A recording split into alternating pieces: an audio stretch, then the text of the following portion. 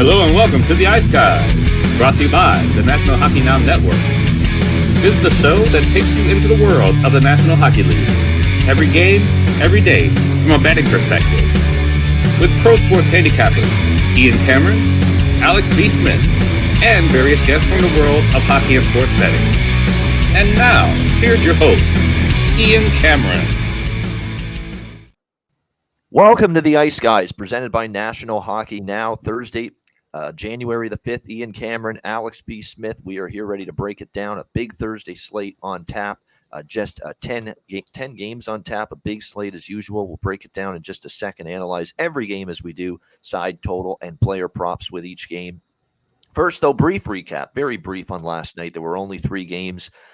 New Jersey puts the woodshed beat down, if you will, on the Detroit Red Wings, 5-1 victory. Actually was scoreless for a long period of time. New Jersey kind of opened things up second half of that game, and they end up getting the victory over Detroit 5-1. And Devils trying to get on some sort of win streak. It's been a rough last few weeks, and we'll see if they can use that victory to bolster them a bit. Weird situation with Tampa and Minnesota where obviously we thought Vasilevsky was going to start for the Lightning because it was Brian Elliott against Chicago the night before, but apparently Vasilevsky under the weather and last second scratch in that game, and obviously taking over was Brian Elliott playing on a back-to-back spot, and advantage Minnesota when that became news, and they end up taking the 5-1 win over the Tampa Bay Lightning last night in that game. Wild continue to play just really solid, steady hockey at both ends of the ice. That's been the impressive part about Minnesota during this run. They've been scoring the goals. They've also been very good defensively. And both goalies have been good. Fleury and Gustafsson continues to be solid. I mean, you've got to give this guy credit. This is a guy that, couldn't stop a beach ball half the time with the Ottawa Senators. He was not a goalie that I looked at in his time with Ottawa. This guy's a bona fide, surefire number 1 goaltender in his future. But he's played very well lately for the Minnesota Wild, and we'll give him credit for that for sure, that they get the 5-1 win over the Lightning. And Tampa Bay woes in Minnesota continue. A team that just has trouble winning there. And then at the end of the night, thanks for nothing, Dallas. I mean, shut out by Anaheim. 2-0 last night to the Anaheim Ducks. Gibson was very good. Maybe Gibson's turning a corner. He has looked terrific in 2 of his last 3 starts. The Vegas game, he stole it. He was very good last night. In between, he was rough against Nashville, but slowly but surely better out of Gibson. And defensively, give the Ducks credit. They held Dallas at bay, although that was not Dallas's A game. They get shut out 2-0. Alex, thoughts on last night? Yeah, that Wild and Lightning game, which really kind of helped me out because the only play I had pregame was Dallas team total. I got nowhere. But, was able to cash a couple of live bets with that Wild game. And, I actually kind of stayed away from the Wild side, even though I heard the news that Elliott was getting the start, because he'd had a pretty good track record against Minnesota. I was actually stunned that we didn't see Vasilevsky the previous night in Chicago. So I was thinking, and I mentioned that on the show, thinking we were going to line up to see Elliott against the Wild, but now he's getting the back-to-back, and we'll remain to see when Vasilevsky will be okay. They said it's kind of a stomach bug thing, but you mentioned Gustafsson. He's now won 8 of his last 9 games. He had to leave with about 2 minutes left in the contest. They said it was some stomach issues, felt like he had to throw up. So thankfully, nothing serious there. Like I said, he's the guy that they're kind of riding now. We're finally seeing this coming of age of him, where he's now, right now, he's basically a 1A, 1B option with Fleury. So that's something we didn't, they were hoping to get that from him, and a lot of us were skeptical, myself included. But that's kind of where he's fit in now, and that's the reason why Minnesota's slowly climbing back into this playoff race. If he can continue to, play like this, Minnesota's in good shape moving forward. John Gibson, definitely building his credentials up to possibly getting moved in the trade deadline. Like I said, I think he would be a great backup option for a couple of teams. The New York Rangers is the one that really sticks out with me the most. They need to upgrade Halak. And he's the kind of guy now where we saw him. He did give up, 10 goals in the previous 2 starts before last night with a brilliant shutout against a good quality team in Dallas. If he can get to a spot, I think even before the trade deadline, and just kind of sit and rest, heal up these injuries that he had been playing through the last year and a half or so, be a true number 2 backup to somebody, and especially somebody like Shesterkin. That would be just invaluable for a Ranger team that's trying to, make their move toward the top and hang around in the top of the East. To have that kind of guy and that kind of veteran as a backup would be would be solid, I think. So he's building his case to be moved somewhere, and definitely want to keep an eye. He's not just complete fade material right now, and I think he might get stronger and stronger as it gets closer to the deadline, knowing that, hey, he can finally get out of Anaheim, not have to be the number one workhorse any longer. Exactly. I think he's better off in a tandem role. I think maybe at this stage of his career, on a better team, of course, too. And he might get his wish, no question, as we get closer to the trade deadline. Shout out in the chat to our good friend Andrew McGinnis. You'd better be going to that gold medal game tonight, Andrew. What the shit I see on Twitter that you're begging for tickets? You should have tickets. What's the matter with you? It's a gold medal game. Canada's in it, man. It's right in your backyard. Be there. Come on, you got to be there. I don't know how it's working. I know you want to be there, but yeah, of course, Canada and Czechia, gold medal game of the World Junior Hockey Championship, of course, I am referring to after Canada's win. We should talk about that briefly. Canada with the win last night against the U.S. I don't want to hear too much bitching about I thought the U.S. did get shafted on that goal. I will say that. It should have counted. But don't you dare stand there and tell me that's the reason they lost. They had opportunity after that, when they were still, down by a goal, tie it up, find a way to finish around the net. They didn't. And big part of that was obviously Thomas Milic was just phenomenal in net for Canada. And it's an unfortunate loss for the U.S. That goal should have counted. They had a bunch of chances. They outshot and outplayed Canada for large portions of that game. There's no denying that whatsoever. But at the end of the day, you don't win games for shots. You don't win games for chances. You don't win games for possession and zone time and all that. You got to put the puck in the freaking net. How many times have I said this on this show? And unfortunately, the U.S. didn't do a good enough job of that. Didn't finish their chances. Canada did, and they end up getting the victory. That was a goal that should have counted. The second one, the goalie interference one. I agree with that totally. I understand why Ryan Whitney's bitching on Twitter, but for Ryan Whitney to then say, cancel the tournament, this win shouldn't count for Canada, that's a bunch of BS. Because they had opportunity after that, the U.S. That's a goal that should have counted. I definitely agree with that, but they had opportunity after that. You're still only down one. Pick up the bootstraps and get back to work and find a way. And unfortunately, they couldn't do it. And as a result, Canada to the final tonight in the gold medal game. Yeah, I actually did watch a good amount of that game last night. And, the momentum that, shift that takes place when not one but two goals get called back, that's hard for any NHL team to overcome, let alone a bunch of youngsters playing in the juniors and in a tournament of this magnitude. And I'm sure, it looked kind of sketchy. I even joked about it too, saying, well, this is Team Canada playing in their backyard. And I saw your tweet too, Jimmy Murphy, our good friend, the fix is in. I saw that. Yeah, so yeah, and I was pretty much just all joking aside on that. But like I said, they were questionable calls, and they would have been 50-50 calls in the pro game as well. And like I said, it's just unfortunate that it happens that way.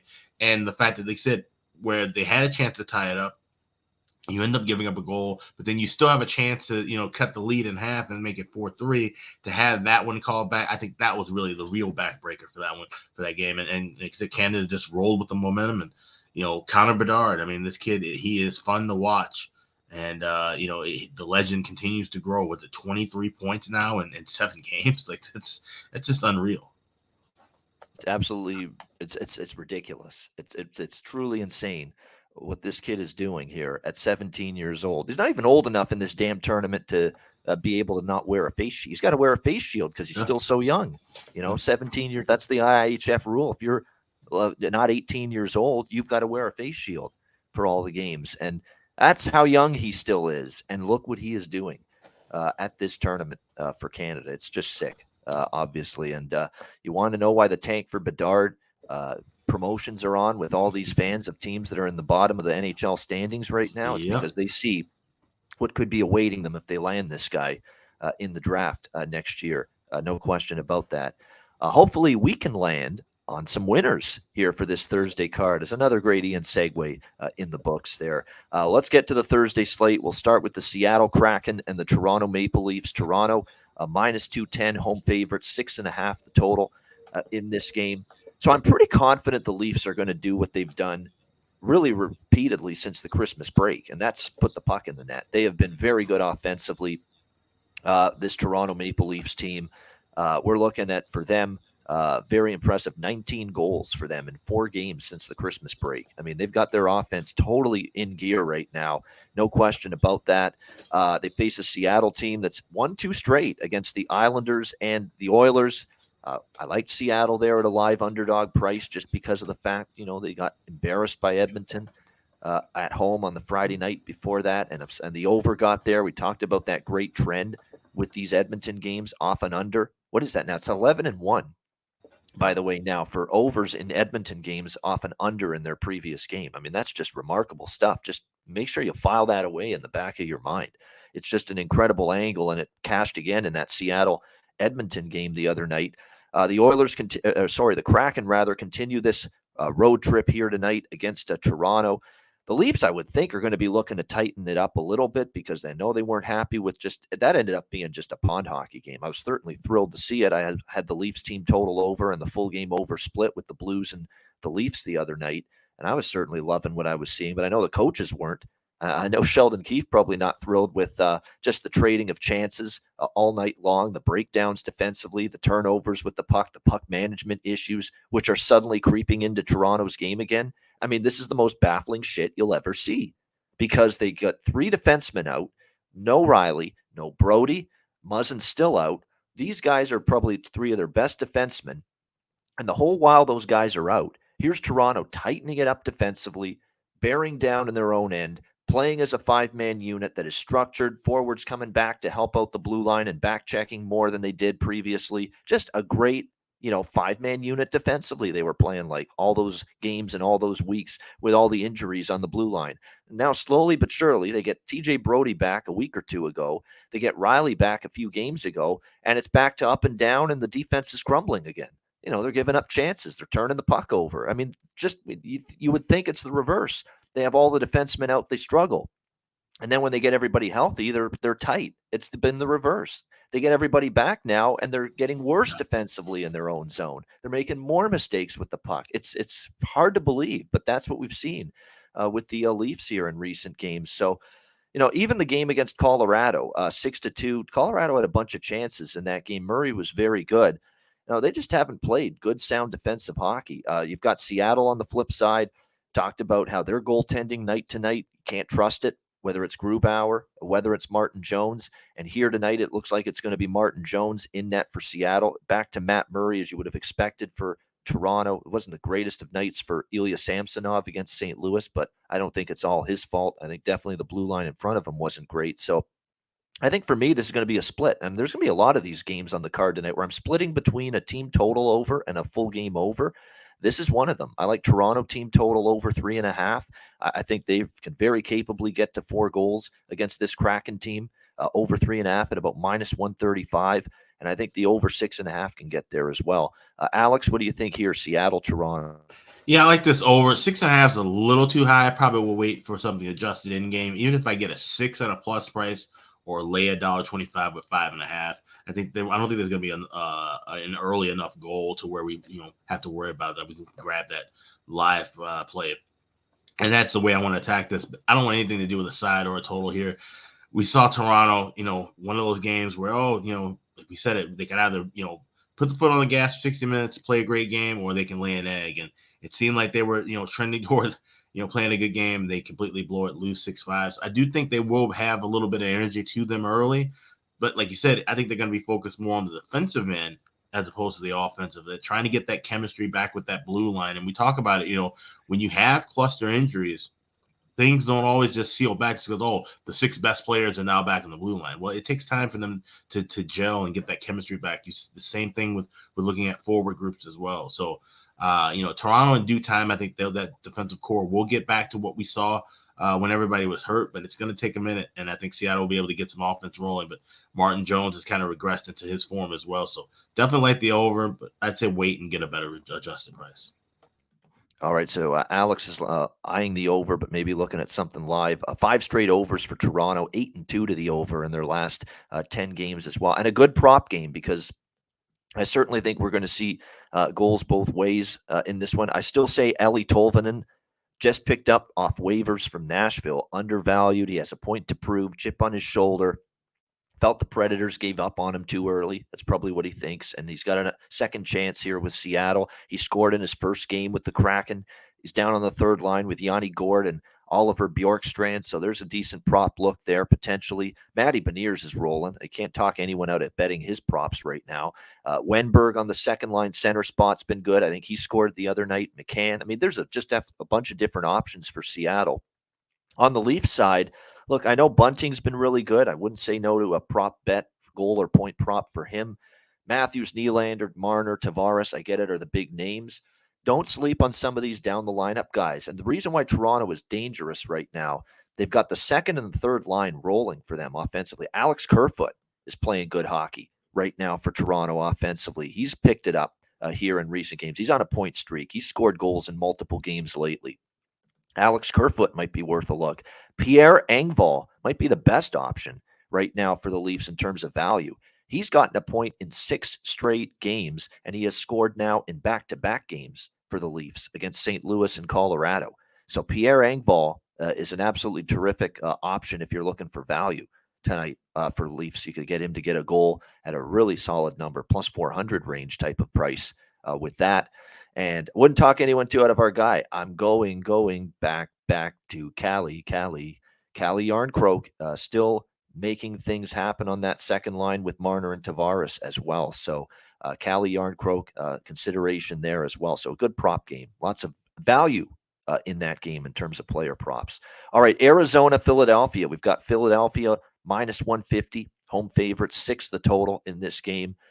This is an interesting spot here. Philly, a great road trip, a great California swing for the Flyers. I mean, very impressive. They swept the California teams, San Jose, Los Angeles, Anaheim. I think you made them at least a coin flip, or at least gave them a puncher's chance to beat Anaheim and beat San Jose. I was surprised they beat Los Angeles, but they got that game as well, 4-2 over the Kings. We'll see if they can maintain that success now as they return home following that trip. It was actually a 4-game trip, which started in Carolina. Actually, a 5-game trip. Started in Toronto, then to Carolina, and then out west, and now back home. So it ended up being a 5-game road trip. Now they return home for this first game back. That's always a little bit of a tricky spot. Arizona off back-to-back losses against the Lightning and the Panthers. Defensively, not good really in either game. They gave up 10 goals in both of those games.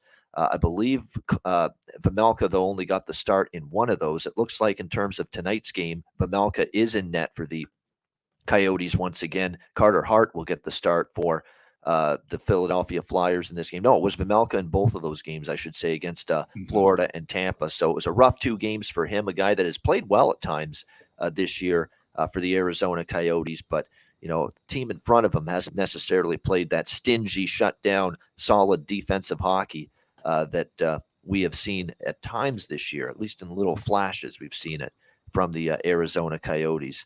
We'll see how Carter Hart fares here in this one. He's been up and down, more down than up lately. 3 goals allowed or more in 3 straight starts entering this game here for the Flyers. So not necessarily as good. Now, we typically think of him playing better at home. That's been the long-term historical trend with Carter Hart. But, you know, right now he's been up and down of late. I like the over here, I got to admit. And like I said, I didn't expect to be betting Philly over the total like this, but yeah, you can't shy away from the fact that, you know, they have been scoring more goals lately.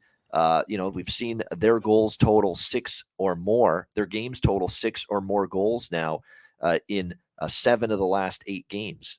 You know, and then you're looking at a total of 6 here in this game. You've got Vejmelka and the Arizona team defensively not playing as well. 5-1 to the over in the last 6 for the Coyotes.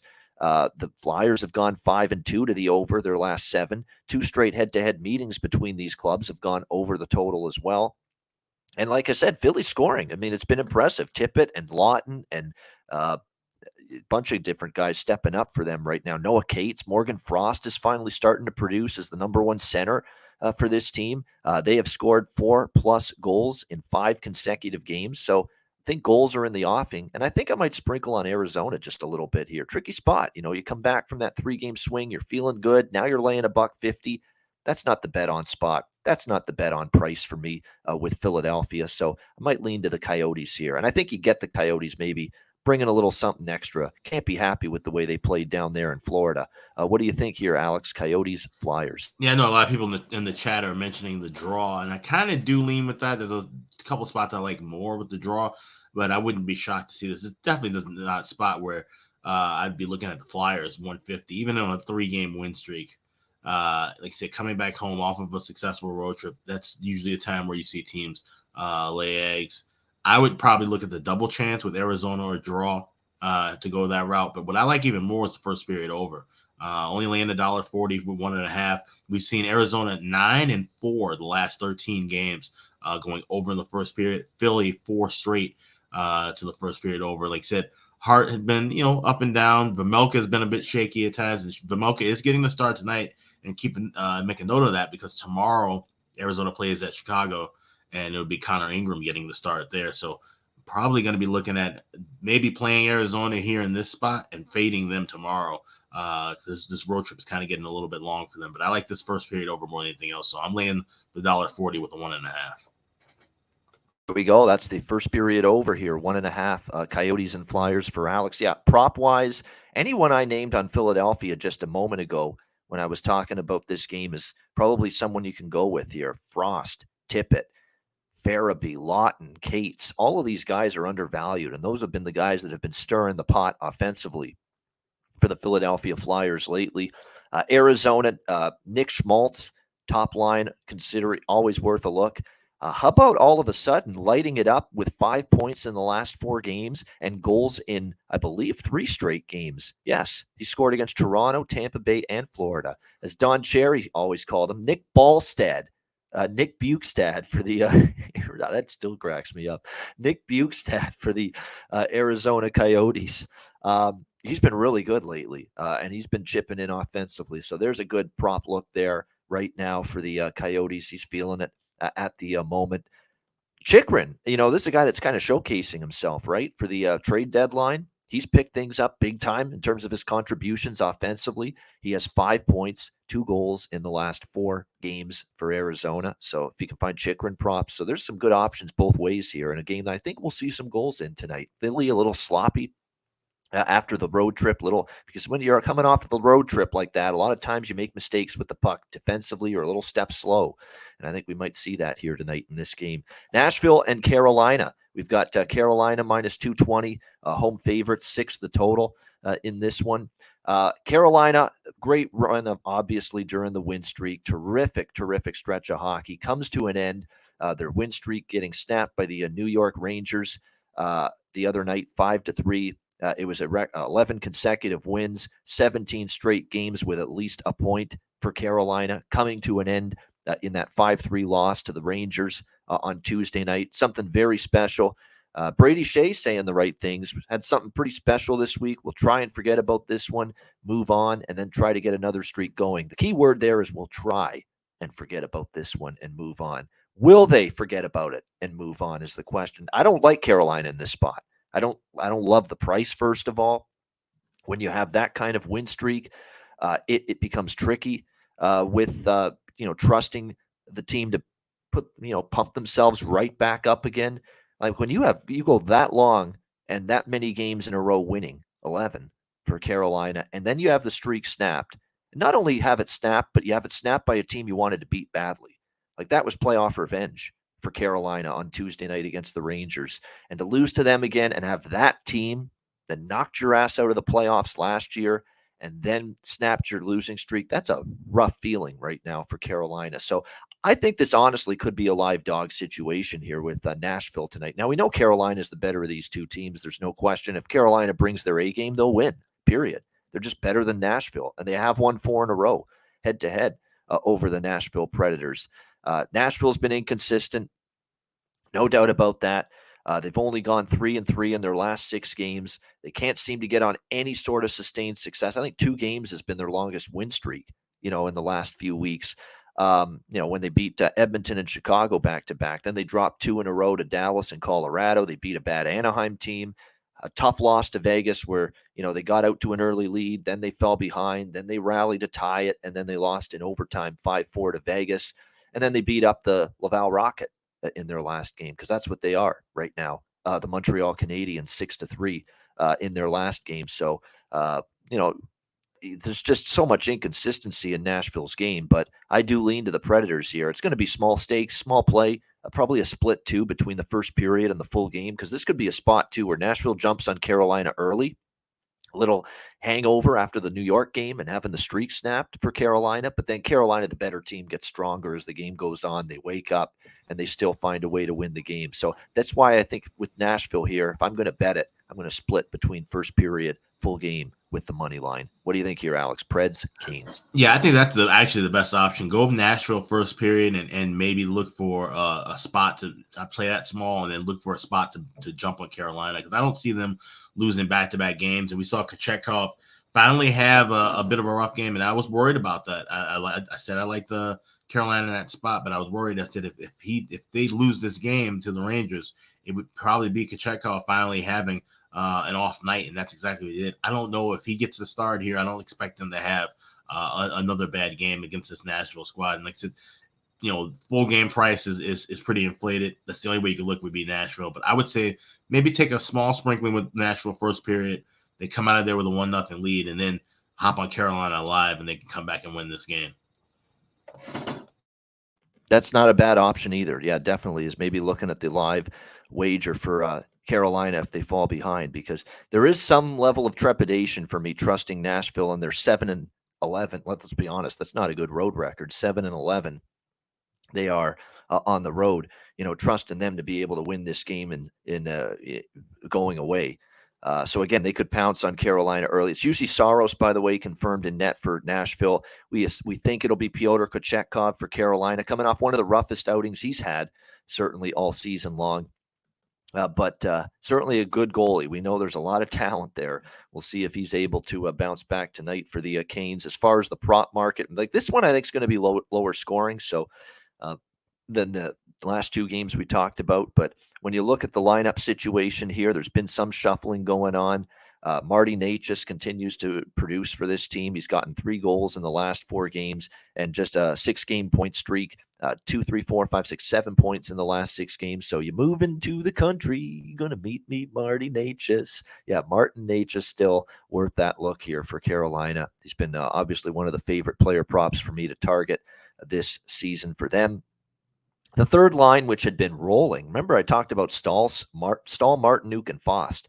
That third line for Carolina, their production has been stunted a little bit here the last couple of games. So maybe wait and see if they can get things going again for them. On the Nashville side, I mentioned Thomas Novak, and this guy keeps scoring for them. He just moved down the lineup the last game, and he still scored for Nashville. Thomas Novak, a great bargain for the Predators, and he has been a little bit of a lightning bolt offensively for them lately. So there's a good option right there for the Predators. And I might just be a homer here, because this guy is not just from Hamilton. He's actually from Dundas, the little suburb of Hamilton where I am.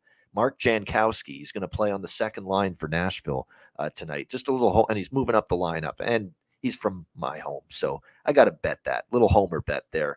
Jankowski to find the back of the net tonight for the Nashville Predators, even though we know a goal scorer he is not. All right, next up, we've got St. Louis and New Jersey.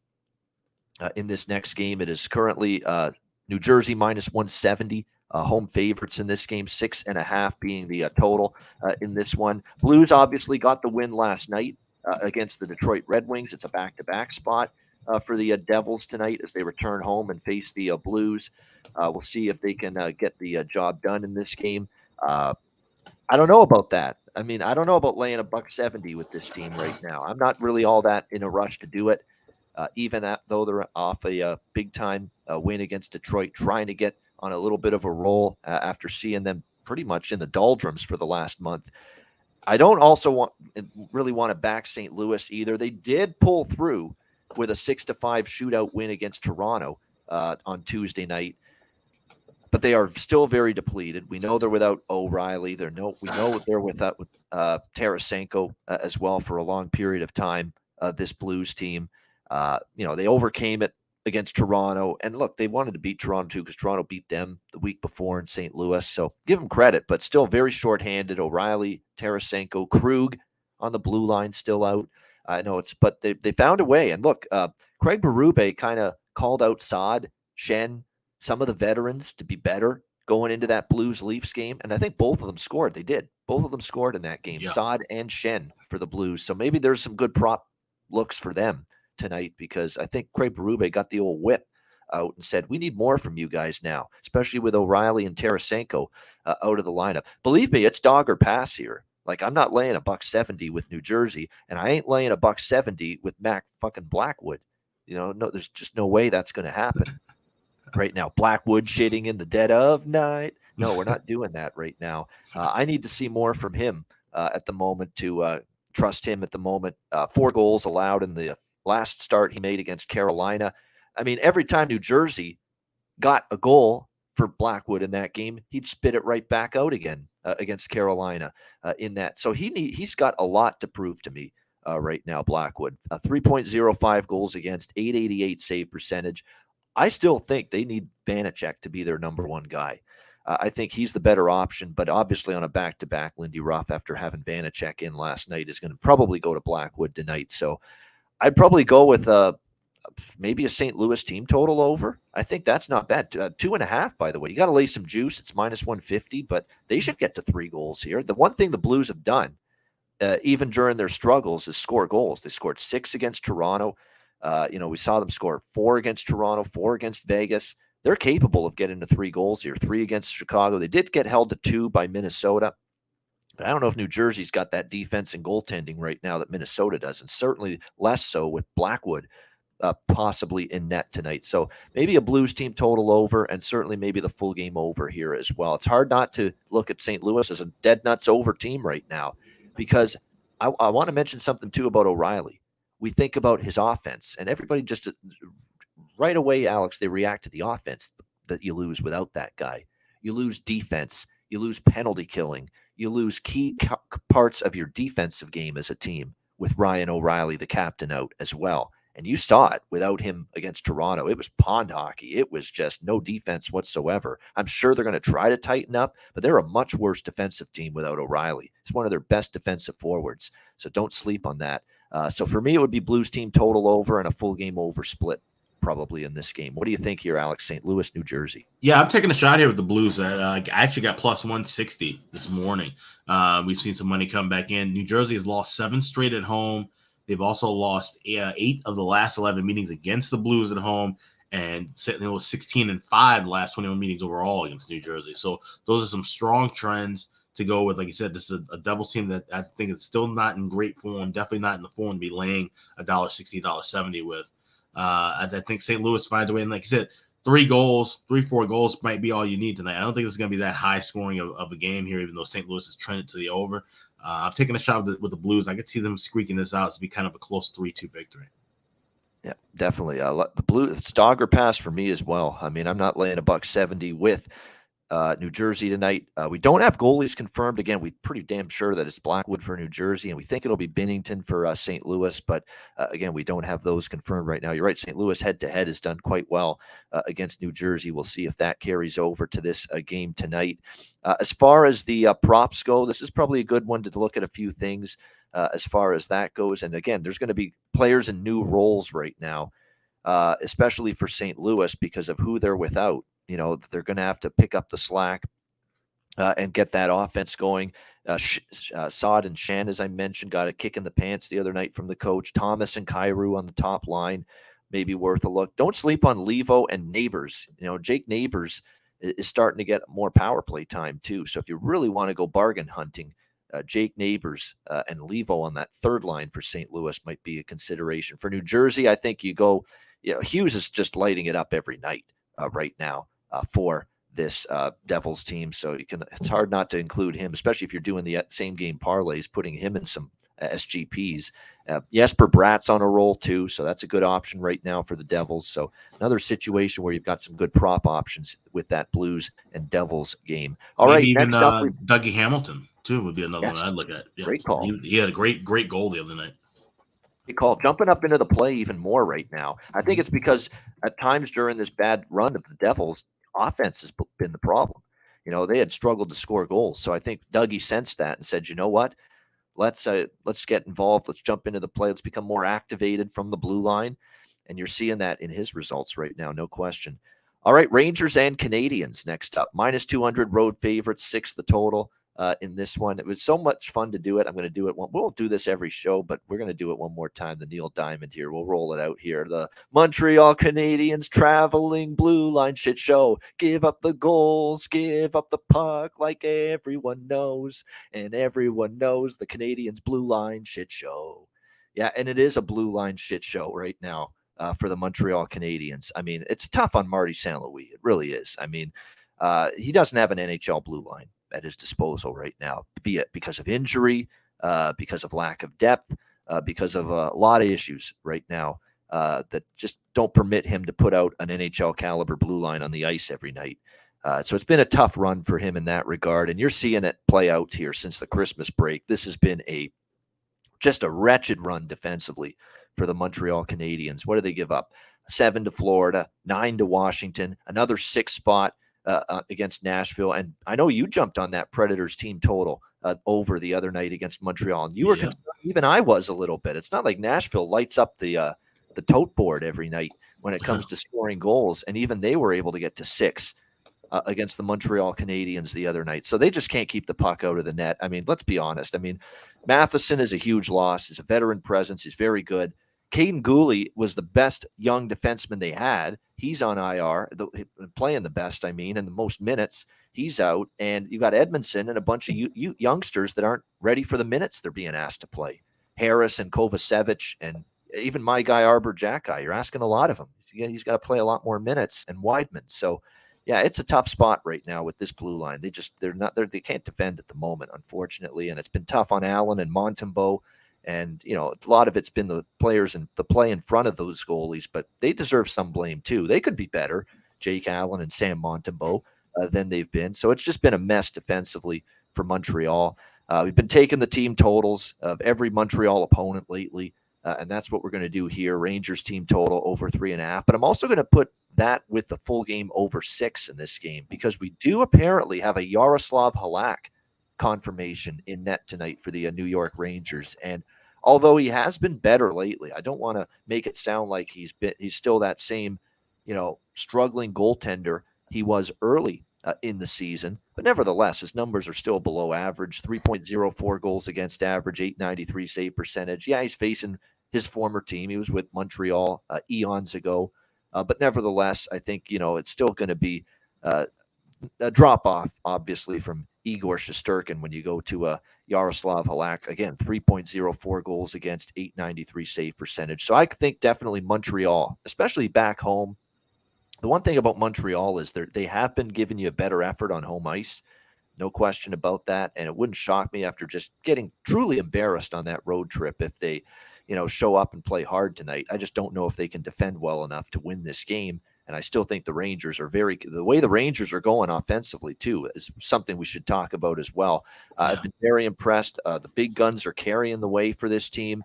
They're getting some of the defense chipping in offensively right now. This is a Rangers team that has scored 10 goals now in the last 2 games in the victories against Florida and Carolina, and a Montreal team that, as I said, just can't keep the puck out of the net. So even with a better inspired effort from the Canadiens back on home ice after that dreadful road trip, I still think we get the Rangers to get to 4 goals. So I like Rangers team total over 3.5 as well as over 6 for the full game. Alex, what do you think here, Rangers, Canadiens? Yeah, I'm right there with you. And honestly, I wish I had waited for the Halak confirmation because I would have stayed off of Rangers team total, just went straight to the full game over 6. But I like both. And like I said, it's not a bad bet right now to take team totals against the Habs right now, the way this defense and the goaltending has been right now. But with Halak, until he elevates his game, the only way you can look for any Ranger game would be a full game over. And maybe even a sprinkle with the first period. And maybe this is one of those, if they start off a little bit tight, you get some value and wait for that over to drop down to 5.5 and a plus price and jump in on that as well. So I'm going to have the same 2 plays you have, Rangers team total over and over 6. But this might be one of those games where I look to sprinkle a little bit more If we don't see any goals early, I think the floodgates could open more in the second and third periods. All right, very good. So Rangers team total over for Alex, and maybe look at a live over as well if it gets off to a slow start. This isn't a great Rangers spot. I agree. I do agree with what Mr. Dillon is saying in the chat. They're off the big win against Carolina. Could be a little flat, maybe. But boy, I mean, the defending has just been so bad for Montreal and plus I've cashed all these team total overs with the opponent, the opposition of the Canadiens, 3-4 games in a row now. Even if it falls short tonight, we're still way up plus money doing this game in and game out. So, and by the way, you would think Montreal returning home, maybe the defense, maybe because you got the crowd on your side, you're back home, familiar surroundings, it'll get a better, stronger defensive effort out of the team. But you look at the last 2 times they were at home, it was a long time ago. Tampa Bay and Anaheim, December 15th and 17th. Those were the last 2 games they were at home. They gave up 5 in both of those games to the Lightning and the Ducks. So again, just it's been a defensive monstrosity for the Montreal Canadiens. And while it could be a letdown spot for the Rangers, I caution you, yeah, the road trip was broken up by the Christmas break a little bit, but you're still talking about a 7 straight road game stretch for the Montreal Canadiens. Arizona, Colorado, Dallas, Tampa, Florida, Washington, Nashville. It's a lot of games on the road, and now you're back home. And yeah, it could be a flat spot for the Rangers or the lackadaisical spot. It could also be a tricky spot for Montreal on the road that long coming back home. So makes it kind of a cancel out spot, in my opinion, as far as bad spot versus bad spot in this game. All right, great stuff so far. That's the first half of the NHL card. Hit the like button for those of you watching on YouTube. We'll break down and analyze the second half of this massive Thursday NHL card right after we hear from our good friends at Gramco. All right, whether you or your team's game is on the field, screen, racetrack, or the ice, Gramco is for the game. Grown by farmers who spent years developing premium hemp genetics, Gramco provides customers with consistent quality Delta 8 products ready for any occasion. Gramco currently offers numerous Delta 8 products such as vape cartridges, disposable vapes, pre-rolls, gummies, wake and bake coffee, and more. Gramco offers an enjoyable legal high delivered discreetly and directly to you, and is also available at many American retailers as well. Get the best Delta 8 cannabis products on the market shipped quickly and discreetly from Gramco. If you visit www.thegramco.com, use promo code ICEGUYS, you get 25% off of any order, and all orders on the site that are $50 and higher are shipped free with standard shipping. So live elevated with Gramco and check out their wonderful Delta 8 products today.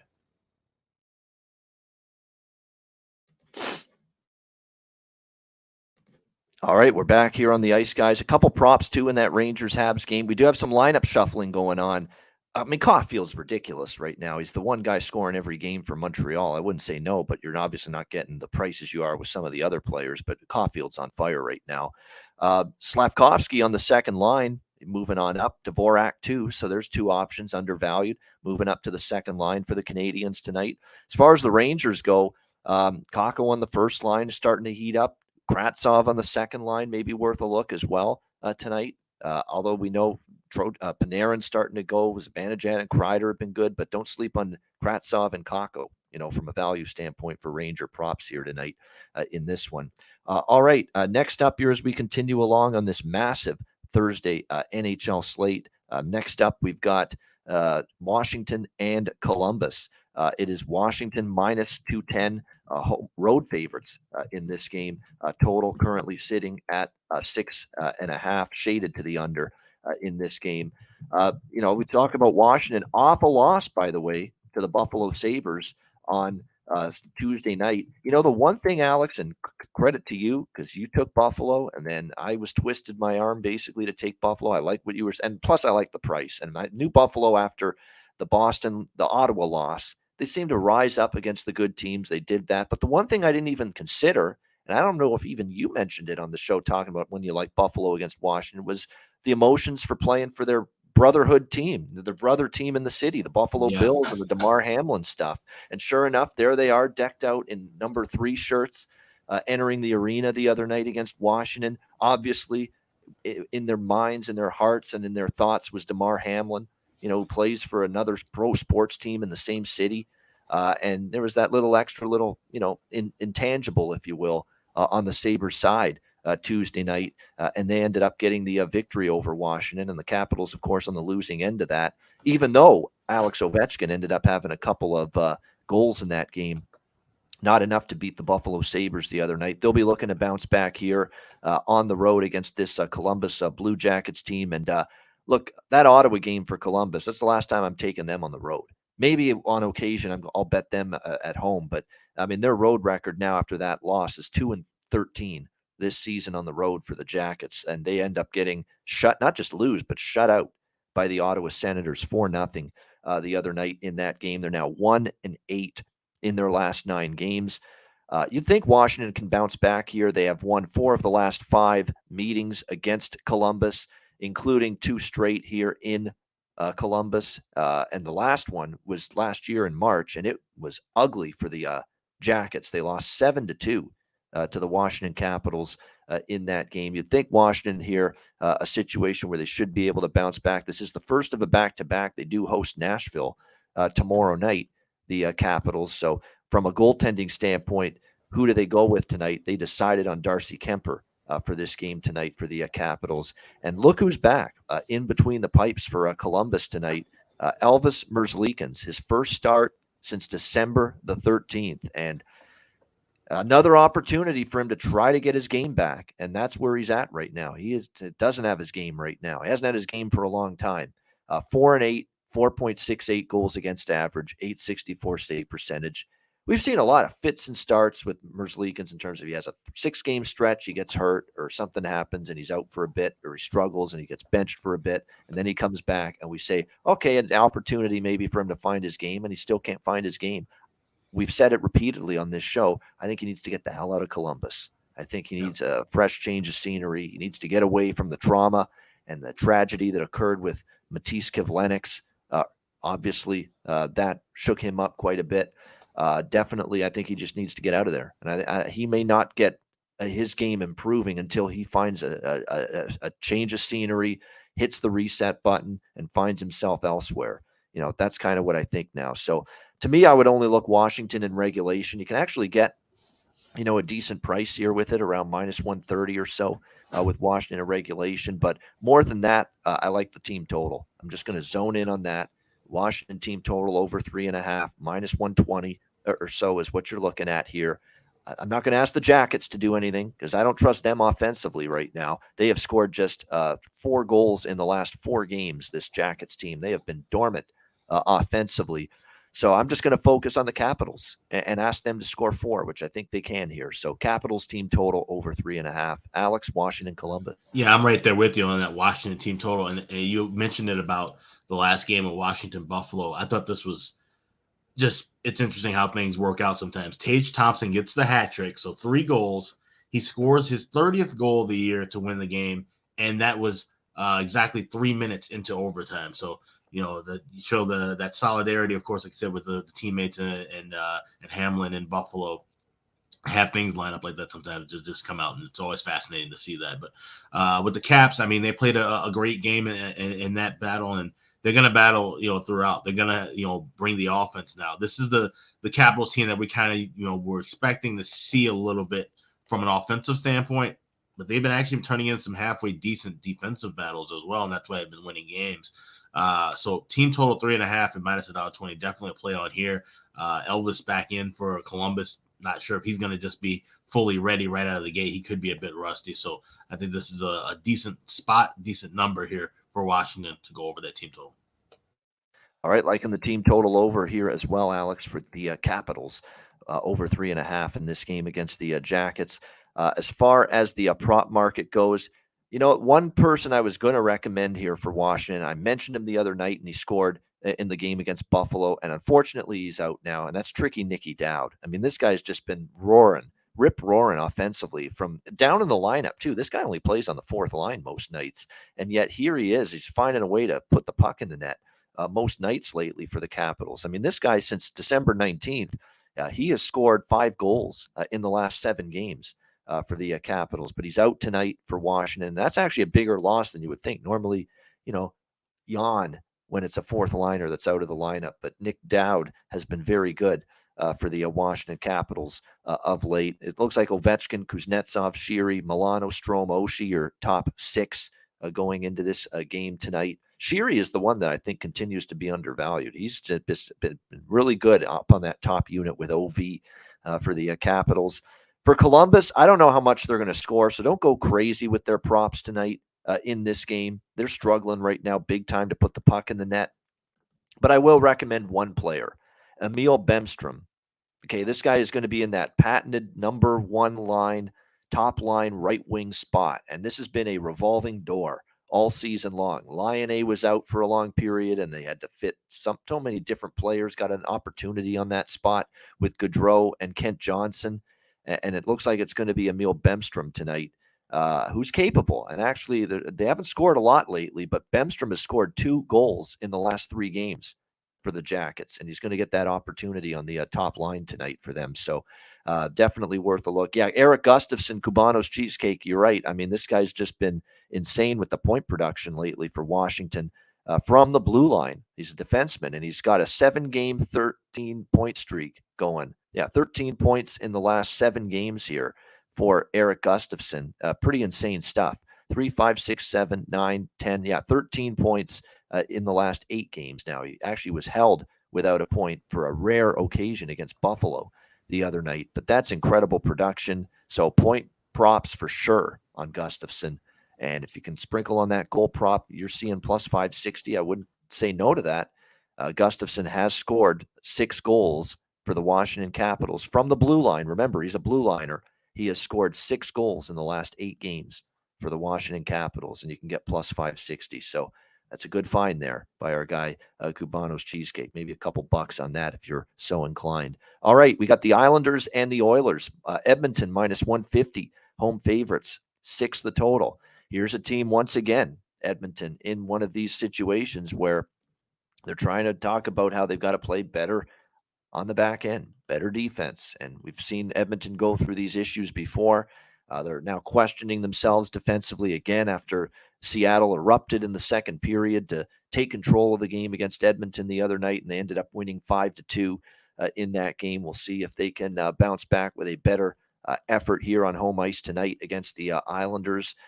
This is a game where I think you can make a case for both sides. First of all, the Islanders, at this price, you can certainly make a case for them because of what we've seen from Edmonton with just all this incredible inconsistency. I mean, a team that's just 4-6 in their last 10 games, the Edmonton Oilers. You know, you're not really sure if you're going to get a consistent game at both ends of the ice from them night in and night out. And then on the other side of the fence here, you've got the New York Islanders who've won 4 of their last 5. The only loss was Seattle, 4-1 on Sunday night in a spot where Seattle was coming off that embarrassment against Edmonton on their home ice. So you figured it was going to be a good effort from the Kraken that night, and they did show it against the Islanders.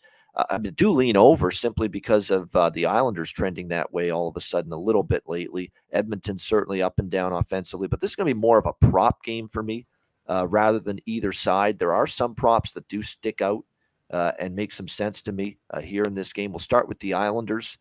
We've got some shuffling with their lineup tonight as well. By the way, Atu Ratti, who has been on the 4th line for them, he's scoring, though. He scored 2 games since he's been called up, even though he's only on the 4th line. Nice little bargain bin there. Hudson Fasching has moved up to the 2nd line.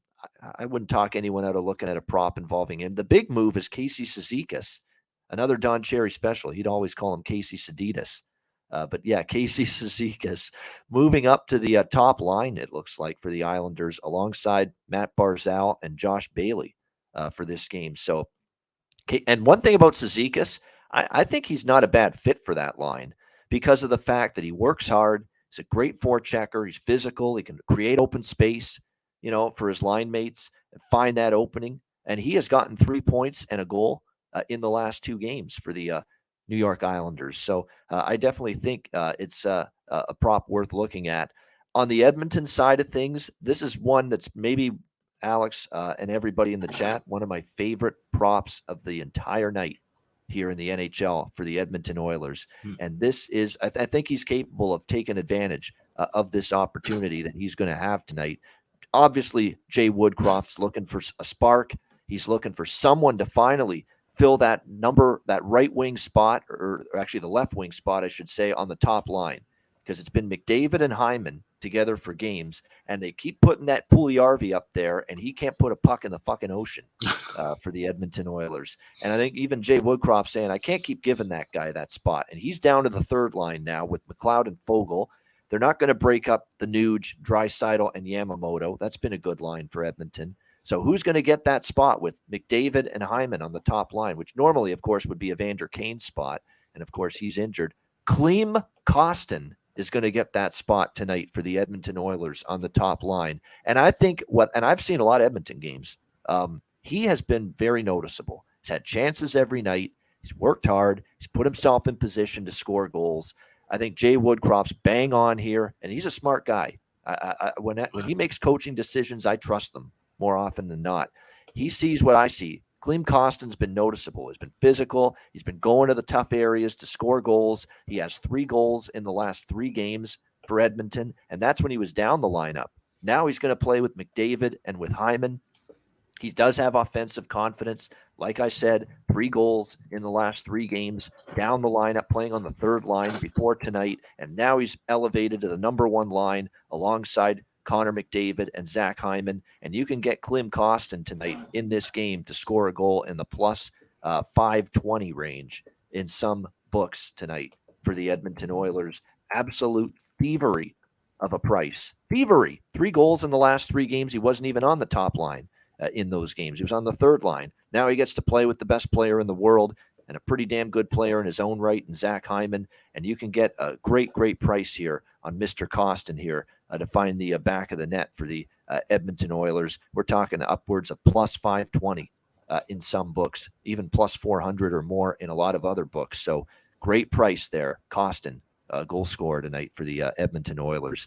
Alex, what do you think here? Islanders, Oilers. I'm going to actually do the reverse of what I'm doing in another game. I'm going to go and wait for a goal early in this contest and then look for the under here in this spot. Try to get 6.5 at a better price. Islanders have struggled in Edmonton, lost 9 of the last 10 meetings there. Edmonton hasn't won much at home. They've lost 5 straight at home. The under 8-2 the last 10 meetings at Edmonton, 16-6-1 the last 23 overall. And I just don't trust, like I said, with Edmonton, knowing they have to be more responsible in the back end and with Campbell starting, I think that might take a little bit of the edge off of this offense. And we've seen that sometimes too with Edmonton where, they get so focused on being responsible defensively. And if McDavid's not the one showing up, carrying the load, scoring all the goals himself, they get kind of quiet. And the Islanders aren't going to exactly push the tempo. Like I said, it's mostly been them getting scored on, the reason why we've seen those overs coming in. So I think we might have a chance for a live under here. Look for a 6.5. Hopefully we get a goal in the first couple of minutes and wait for that 6.5 to drop down anywhere in the minus 125, 120 range. That's when I would strike for a live under. All right. Looks like we have Sorokin and Jack Campbell, by the way, confirmed goaltenders tonight in this game. So here's another golden opportunity for Jack Campbell. We just saw Skinner lose one. Campbell's in net tonight against the Islanders. His last start was December 31st, New Year's Eve against the Jets. He actually played well. Now, he didn't face many shots. He stopped 15 shots, only gave up 2 goals, rather. But it was better. That being said, he's got to keep showing even more improvement than that tonight. But it's another opportunity. We'll see if he can step up to the plate here and for the Oilers tonight. So this, like I said, side and total, I'm not really enamored with either in this game because I think the Oilers are coming to play tonight. Just from everything I'm reading, everything I'm seeing, they weren't thrilled with their team game against Seattle. They're frustrated. They're fed up with it. So I'm going to give them a chance to show it. I'm certainly not going to lay, though, $1.50 with the Oilers and with Campbell in net, but I'm a little reluctant to go against them tonight in this spot. So I'm sticking more to the props. Cizikas for the Islanders, Bashing for the Islanders, and the one I like the most is Klim Kostin on that top line with McDavid and Hyman. Great price, and he scored 3 goals in the last 3 games and now on the top line. Great opportunity for him tonight in this game. All right, next up as we continue along here, we've got Pittsburgh and Vegas. The Pittsburgh Penguins continue to struggle. And Vegas hasn't exactly been lighting it up either. Someone's going to win this game. We've got even money both sides here, minus 110.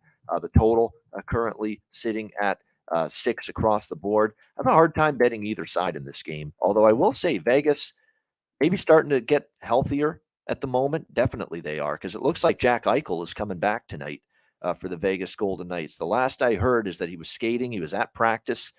He's going to have that opportunity possibly to return to the lineup tonight. And it sounds like he is going to be a go for the Vegas Golden Knights back in the lineup tonight. They're saying game time decision some spots, but will probably play unless there's a setback. He's obviously going to take the pregame skate. And if he doesn't have any setback, he's feeling good, then he will be back in the lineup tonight for the Vegas Golden Knights in this game. But I love what Bruce Cassidy is likely going to do with Eichel. Eichel normally plays on the top line. We know that. But he's got something really good going with the top line that's been in the lineup for repeated games in a row for the Golden Knights. So it sounds like Jack Eichel, if he plays tonight, they're actually going to put him back on the second line in his return tonight instead of the top line for the Vegas Golden Knights, which means on the second line, he would slot in playing alongside Nick Waugh and also, as I look down here, Nick Waugh and Riley Smith on the second line. That's likely where Eichel's going to go tonight if he plays. The reason for that is because Bruce Cassidy's got something really going, and he doesn't want to upset the chemistry with Chandler Stevenson, Mark Stone, and our guy. He is he is our favorite player in the league right now. Everybody on this show, myself included, Michael Amadio for the Vegas Golden Knights. Amadio, Stevenson, and Stone have been brilliant as a line for the Vegas Golden Knights. In fact, that line has carried this hockey team for the last several games with all of these injuries. They have been getting the job done. They have been very solid for the Golden Knights. If you look at all three of them and their numbers, all of them have been getting offensive production going for this team. Stevenson, I'm just looking at his numbers. He's got a whopping 9 points in the last 6 games for the Vegas Golden Knights. Mark Stone is on a 6-game point streak. He's got 4 goals, and he's got a whopping 11 points in the last 6 games for the Golden Knights. And then it goes without saying what our guy Michael Amadio is doing. 5 goals in the last 6 games. I think he's got close to double-digit points in those games as well. So he doesn't want to, take that line apart, Bruce Cassidy, even with Jack Eichel returning. So I give Cassidy credit for that. It's the right call. They've got chemistry right now, that trio on the top line. He doesn't want to screw it up right now. So looks like Eichel, if he returns, will be on the second line. Again, they're starting to slowly but surely get a little bit healthier. Now, they still have issues on the back end. Theodore, White Cloud, still out. Martinez is on IR. I mean, they're still very banged up on the blue line. Marchessault and Cotter look like they're still out up front. So they're still very shorthanded, but at least having Eichel back is going to help this team a little bit going into this game tonight. I don't think they're getting anybody back on the blue line, unfortunately. It looks like we're going to go with Nick Hague, Pietrangelo, Braden McNabb, Caden Korchak, Ben Hutton, and Braden Pahal. Looks like that's going to be your blue line for the Vegas Golden Knights tonight. But I was on Colorado the other night, Alex, team total over against this depleted Vegas blue line, and Vegas beats them 3-2, and they hang in there. Now, they did hang in there. They were leaking oil late. It was Colorado was swarming them, kind of a hang-on for dear life scenario for the Golden Knights, but they did, and Logan Thompson was immense in net protecting that lead. No question about that. But still, I have my doubts about, Vegas being a great shutdown defensive team. I don't know if I'm going to bet this game side or total. Pittsburgh's really struggling. They have a crisis of confidence right now. They can't close games. They can't hold leads. That has been an issue for the Penguins. They're off the wonderful spectacle that was the Winter Classic against the Boston Bruins at Fenway Park. And now you all of a sudden have to fly all the way out to the West Coast. It's not a great spot for Pittsburgh. They're struggling. I guess I'd lean Vegas, but I also think Pittsburgh could score some goals against this banged up team. So I'm kind of conflicted here with this one. I might do a Pittsburgh team total over, Vegas money line maybe, and hope maybe both of them can hit. Vegas can win a 4-3 or a 5-4 kind of game. I guess that would have me looking over the total as well. But I'm all over the place. As a Pittsburgh team total, I think is a good bet over because of Vegas's issues on the defensive side of things. But I also think Vegas is starting to get their confidence back. They get their big gun Eichel back at home. -110 kind of looks cheap. I think the full game over could get there. And it's Aiden Hill, by the way, not Logan Thompson in net for the Vegas Golden Knights tonight. So that could enhance the offense as well. So all over the place with this game. And from a prop standpoint, Michael Amadio has already been bet to score a goal. You know it. He scored again against Colorado, cashed another, plus 500 in that game. Bet365 did a bang-up job making a severe adjustment, plus 450. Yeah, 50-cent adjustment, that's it. Should be a lot more than that with what he's doing right now. Amadio to score, you can get it as high as plus 450 right now at Bet365, one of my favorite props going in the NHL the last week or so. Pittsburgh, in terms of props, Kapanen, I think, actually is worth a look. Kapanen, to me, has been better and better lately. If you want to go down for some value, Kapanen might get more ice time as things go along here for the Pittsburgh Penguins as well. That might be a value-laden prop. I'd also consider Rust, Zucker, and Raquel. Those are always three props of interest for me when it comes to the Penguins. What do you think here, Alex? Interesting game, Pittsburgh, Vegas. It is, and like I said, with a lot of banged-up pieces and a lot of moving parts, I like this first period over. I think this is going to be kind of a sloppy start, not necessarily just a fast and crisp start, but I think we're going to see some goals. I think we're going to see some garbage goals in this game, and a lot of back-and-forth pace with these two clubs. Like you mentioned, Aiden Hill has been in that. He's won some games, but he hasn't been just rock solid in a lot of his starts. And with that blue line kind of crumbling in front of him, I think Pittsburgh finally gets a chance because they haven't been scoring a lot on the road. I think they get a chance to get off to a hot start early. So I like this first period over. It's minus $1.35 at BetMGM. I wouldn't mind anybody even waiting and playing this in game. Let that get down to maybe $1.10, somewhere in the pick 'em range, even the plus price. You might be taking a risk if you're waiting for it to get any larger than a pick 'em price. But I definitely would look for this first period over. All right, Alex, looking at the first period over here with the Penguins and the Golden Knights. I hate to be this wishy-washy on a game where I'm saying I like this, and it's things from both sides, but we're giving you good info. It's just the thoughts, because I could see Pittsburgh team total overhitting. I could see Vegas winning the game. I could see, because Pittsburgh's struggling, I could see the game going over the total.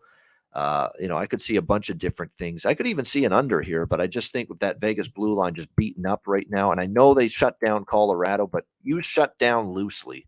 I mean, they were swarming Vegas, and there was a post there as well, and they were hanging on, and they couldn't get the puck out, and they hung on and beat Colorado the other night, but it wasn't easy.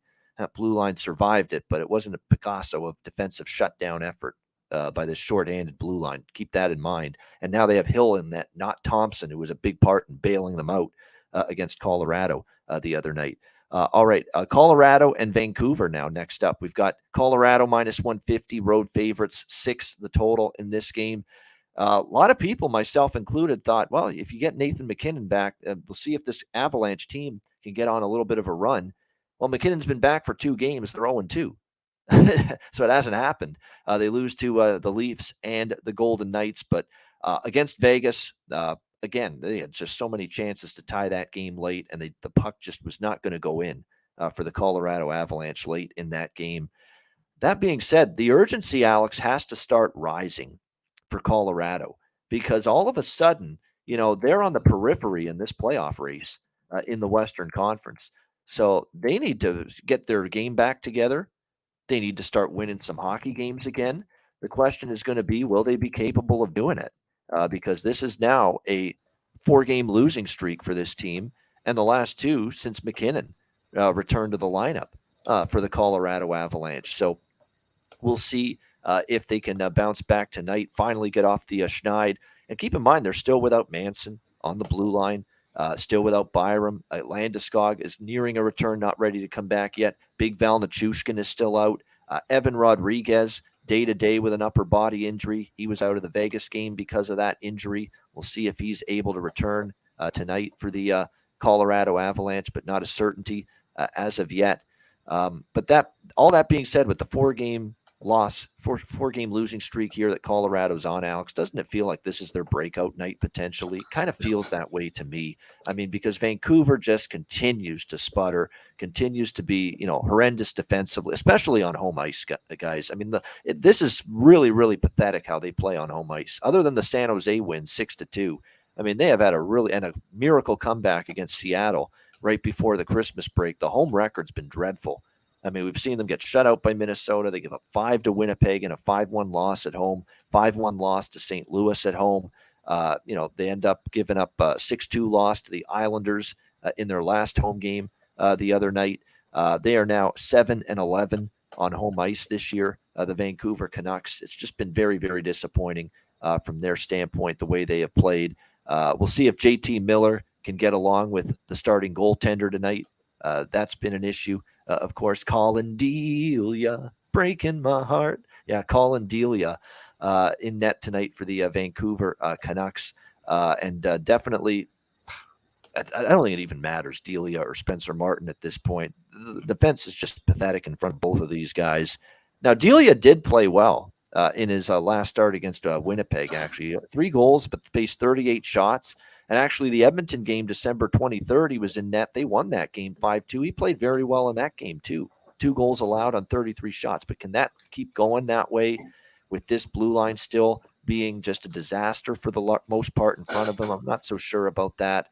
I lost with the Colorado team total over on Tuesday night against Vegas. I'm going back to the well with it here. Over 3.5 here at around. Actually, you can get plus 100, minus 110. I mean, that's all you can still get that kind of price right now for Avs team total over 3.5 tonight. That's what I'm going to look toward in this game. Alex, what do you think here? Avs Canucks. Yeah, I do feel like this is a Colorado spot where they, get things rolling in the right direction. They start off hot. I like them first period puck line, laying the half a goal at plus 150. I saw plus 155 around at one point. I don't trust them enough for the full game, so this is going to be more of a live look and see. Definitely can't back Vancouver, even at plus 130. Colin Delia, the 2 wins that he had, the old case of a blind squirrel finding the nut, basically. I don't think he's worth much of anything, and I think this is a great spot for Colorado to try to get that offense rolling. So definitely would look at that team total over, but I'm just going to stick with the first period puck line, laying the half a goal plus 150. And then maybe make adjustments from there. Maybe we can, if it's a 1-0 Colorado spot, we get look at a live over. If they're, tied at 1-1, maybe we can look for something with more value for Colorado on the money line. All right, there we go. Like in Vancouver, Colorado, rather, minus a half first period puck line. And you're right, price on that plus 155 in some spots. So a really good price for Avalanche first period puck line in this game. Get off to a fast start. I like the team total over. And as far as the props go, a couple of good options. I mean, on the Vancouver side, they're making some changes again. It looks like right now, Mikheyev and Kuzmenko are ones, and certainly Pettersson and Miller, but Pettersson and Horvat, but you're not getting obviously as good of a price with those two. Colorado, it looks like I like straight out of Compher again, JT Compher for the Colorado Avalanche. I mean, he keeps on producing.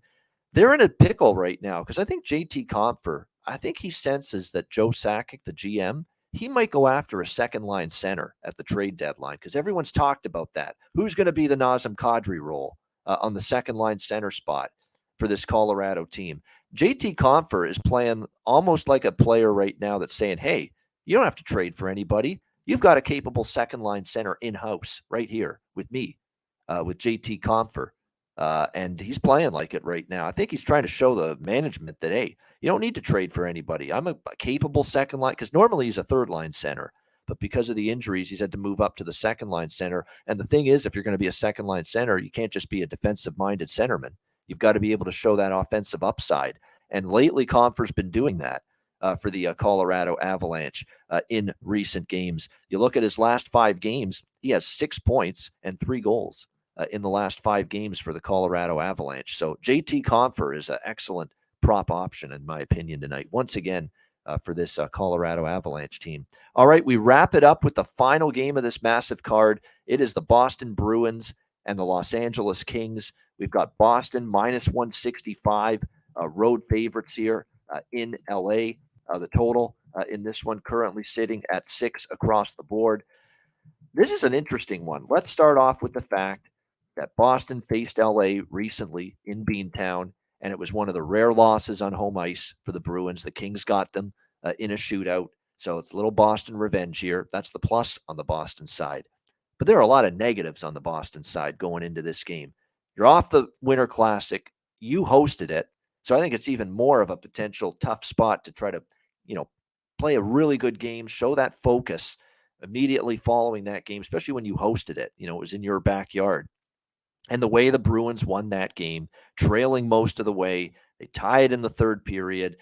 The guy that is out indefinitely, unfortunately for the Bruins, I'll get to that in a moment, Jake DeBrusk gets the game-winning goal, 2-1. It looked like Pittsburgh might have tied it in the dying seconds with Evgeny Malkin, but the puck went in after time expired, and Boston ended up getting the 2-1 win against Pittsburgh in the Winter Classic on Monday. So now they fly out to L.A. to start this West Coast trip. That's concerning. And the concern, too, is DeBrusk being out, because DeBrusk's play has been fantastic lately for the Boston Bruins. It's just been such a big-time difference maker. He's had such a great season.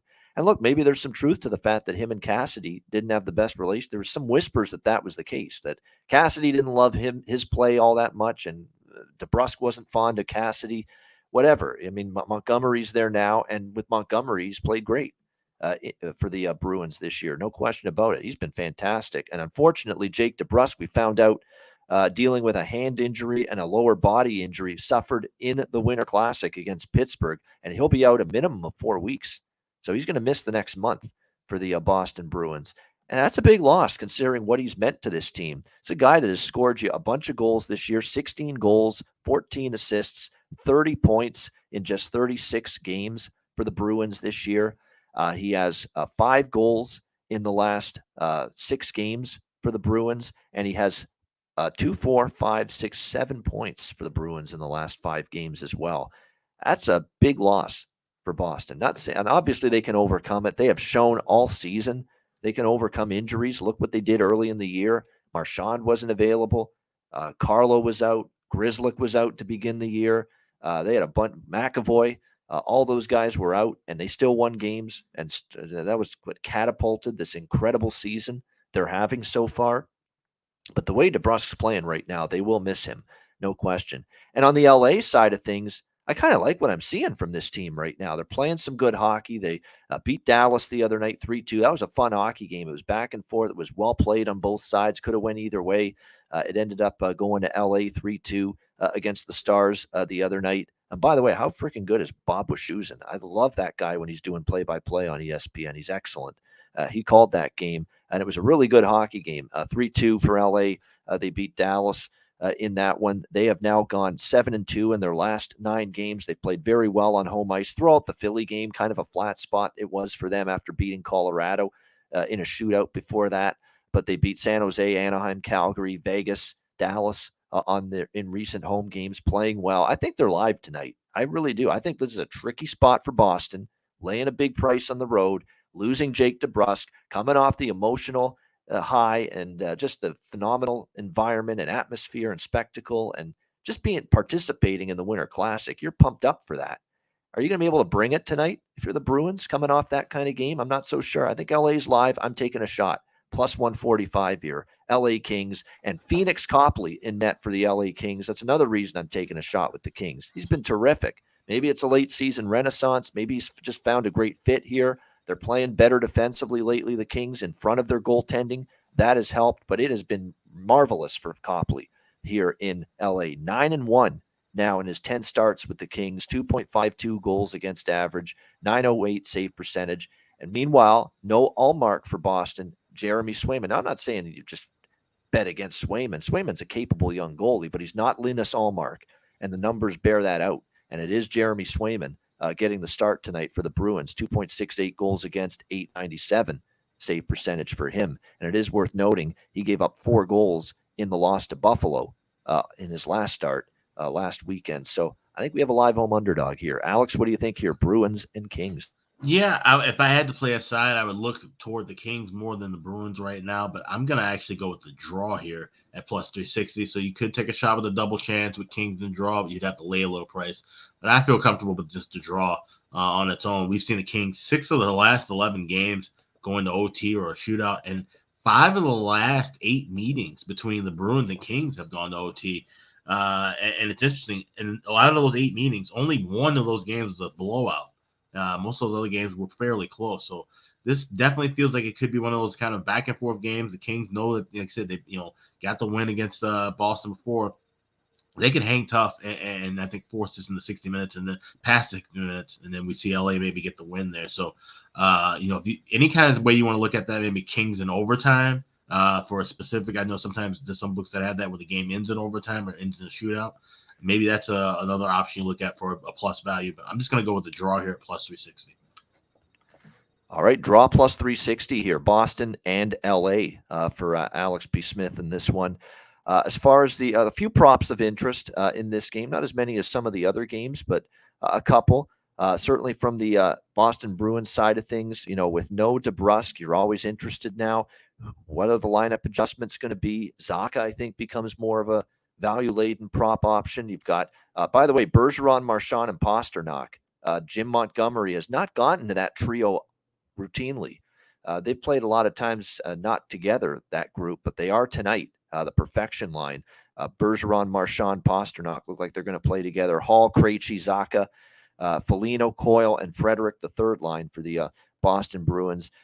There's a couple there. I think Zacha might be worth a look. Hall as well. Frederick's actually chipped in a little bit lately as well. On the LA side of things, Alex Iafallo has been much better lately. I've kept talking about he is undervalued in his prop market. Alex Iafallo, worth a look, playing with Danault and Arvidsson. Kempe and Kopitar have been great. And now Quinton Byfield, I mentioned it prior to the LA's game against Dallas. He's finally been moved up to the top line, is going to get an opportunity. He scored a point in the game against Dallas the other night. I think if you can find point props with Byfield and certainly sprinkled to score a goal as well, it's worth a look for LA in terms of that. And don't sleep on the bottom six forwards as well. They've been chipping in. Velarde's starting to heat up again. Even a guy like Rasmus Kumpari, who scored from the fourth line center spot against Dallas the other night, not a bad option either in terms of player prop. Great stuff. That is the Thursday NHL card. A huge, massive slate. Thanks to everyone for watching on YouTube live, listening to the podcast as well. 225 live viewers on YouTube. Hit the like button. We appreciate it. Check out patreon.com/Ice Guys, just $10 a month. Of course, daily Ice Guys betting card, power ratings, totals, charts, goalie charts, more bonus content on the way. Patreon.com/Ice Guys, just $10 a month for that. And we're excited, by the way, we got a new contributor joining the Ice Guys on a frequent basis. Won't be every day or anything, but it'll be a lot that'll be on the show with us. But Kevin Beach will make his Ice Guys debut on Saturday. He'll be with me. Alex will be off that day, but Kevin Beach will be on for the first time Saturday, breaking down that massive card. Pro hockey goalie for 13 years, AHL. I don't know. There's not, other than the NHL, there's not a lot of leagues this guy didn't play in.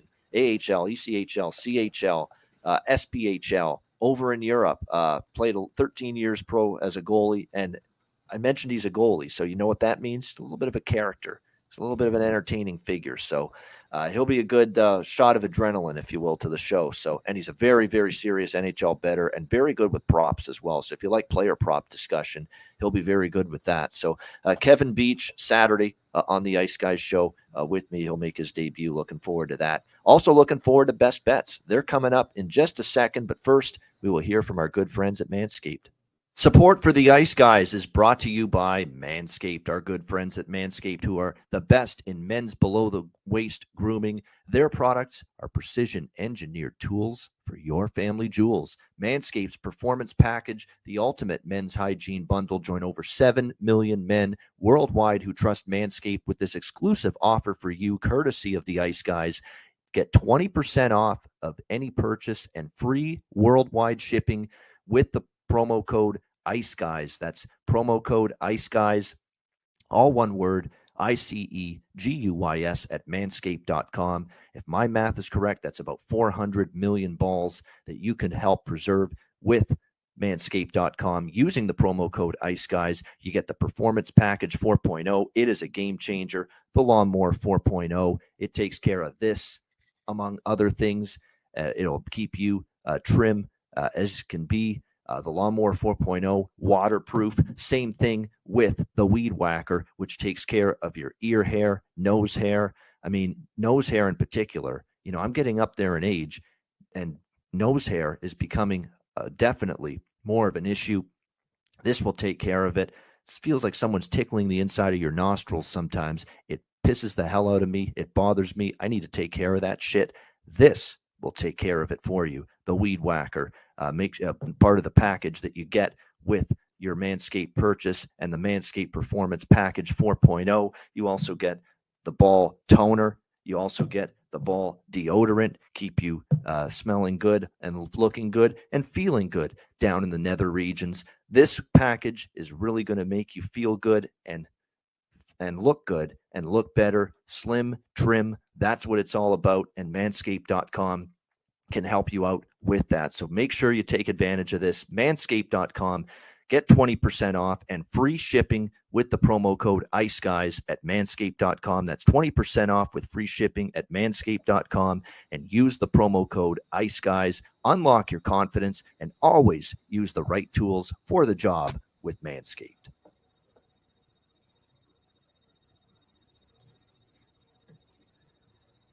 All right, we are back here on the Ice Guys show. We'll get to best bets in a second. Alex, talk about the great Ice Guys store and some of the merch people can get there. Yeah, check out iceguys.myspreadshop.com. For the next 4 days, you get 23% off everything. Ring in the new year 2023 with a discount, 23% off everything at the Ice Guys store. That's iceguys.myspreadshop.com.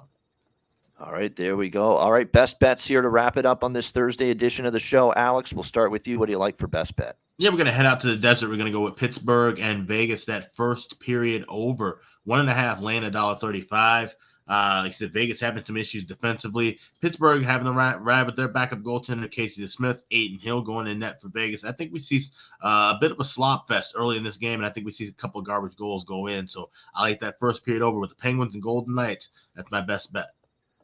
All right, there you go. Pittsburgh, Vegas, over 1.5 first period. Best bet for Alex B. Smith. My best bet for this card, best bet. We're go bold or go home. We're going against one of the best teams in the NHL. It's not a good Bruins spot tonight. LA's hot.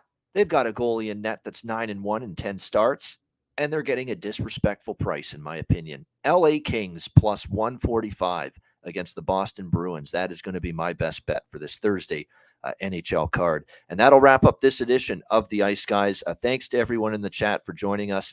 Hit the like button on the way out. We appreciate it very much. And a reminder, the Ice Guys is live 7 days a week, Monday to Friday, 2 p.m. Eastern, Saturday and Sunday, noon Eastern. If you can't watch the show live, download the Ice Guys podcast in audio form on all major podcast platforms: Google Podcasts, Apple Podcasts, Spotify, Stitcher, iHeartRadio, Amazon Music, and more. Download the Ice Guys podcast when you can't watch the show live.